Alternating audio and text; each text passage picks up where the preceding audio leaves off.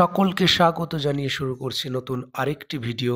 এই ভিডিওটি খুবই গুরুত্বপূর্ণ হতে চলেছে, কারণ এই ভিডিওতে আমি প্রাথমিক শিক্ষক নিয়োগ 2022 11,765 যে নোটিফিকেশন এসেছিল, পরবর্তীতে কেসের মাধ্যমে জল গড়ায় সুপ্রিম কোর্টে।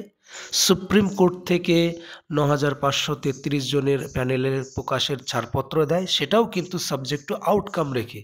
সেই কেসের রায়দান অর্থাৎ 2022 ডিএলএড ব্যাচের যে ভবিষ্যৎ, তা কিন্তু আজকে নির্ধারণ হয়ে যাবে এই সুপ্রিম কোর্টের এই রায়দানের ওপর।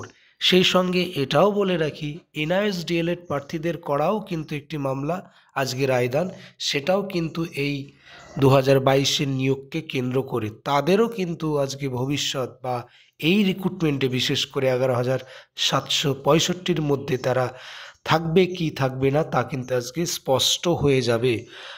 তো আজকের এক কথায় বলতে গেলে সুপ্রিম কোর্টে এক জোড়া রায়দান কিন্তু আসতে চলেছে, যেটা শিক্ষক নিয়োগ 2022-কে কেন্দ্র করে হয়েছিল, এবং এই দুটো কেসই কিন্তু সুপ্রিম কোর্টে রয়েছে, তাছাড়া আর কোনো কিন্তু কেস নেই। এই কেসের জন্যে আগামী রিক্রুটমেন্টেও অনেক বাধা ছিল, তো সেগুলো কিন্তু আজকে সব কেটে যাবে, যেহেতু আজকে জাজমেন্ট আসছে। তো মোটামুটি 10:30 থেকে 10:40 কি 11টার মধ্যে কিন্তু পুরো ক্লিয়ার হয়ে যাবে যে কোন মানে রায়টা কি হবে না হবে কোন কেসের। তো অবশ্যই আপডেট পেতে এই কেসের আমার এই চ্যানেল যদি এখনও সাবস্ক্রাইব না করে থাকো, সাবস্ক্রাইব করে রাখো, কারণ আমি আপডেট দেব।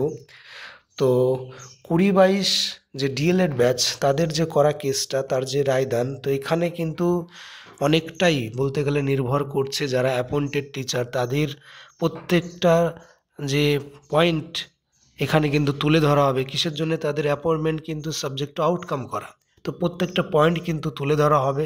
সম্ভবত রায়দান আসলেই বোঝা যাবে। সেই সাবজেক্ট টু আউটকাম কিন্তু আজকের পর থেকে থাকবে না। তার পরবর্তীতে যেটা সেই রিমেনিং ভ্যাকেন্সিগুলো আনঅবজার্ভ যে ক্যান্ডিডেট আছে তাদের ভাগ্যে যাবে কি যাবে না, সেটাও কিন্তু আজকে বোঝা যেতে পারে, বা ক্যারি ফরওয়ার্ড হবে কি হবে না, বা এনআইএস প্রার্থীরা পাবে কি পাবে না। তো এক কথায় বলতে গেলে রিক্রুটমেন্ট কিন্তু একটাই, কিন্তু দুটো বেঞ্চ থেকে আজকে মানে রায়দানটা আসবে। এনআইএস ডিএলএডের বেঞ্চ আলাদা, এমনকি 2022 ডিএলএডের বেঞ্চ কিন্তু আলাদা। এখন দেখার বিষয় কি আসে রায়দান, এটা একটা বড় ব্যাপার। তো এই ভিডিওতে এইটুকুই ইনফরমেশন ছিল। আরও একটি নতুন ভিডিওতে এইরকম ইনফরমেশন নিয়ে আসবো। আবারও বলে রাখি, যারা এখনও সাবস্ক্রাইব করনি আমার চ্যানেলকে, অবশ্যই চ্যানেলটিকে সাবস্ক্রাইব করে এইরকম আপডেট পাওয়ার জন্যে পাশে থেকো।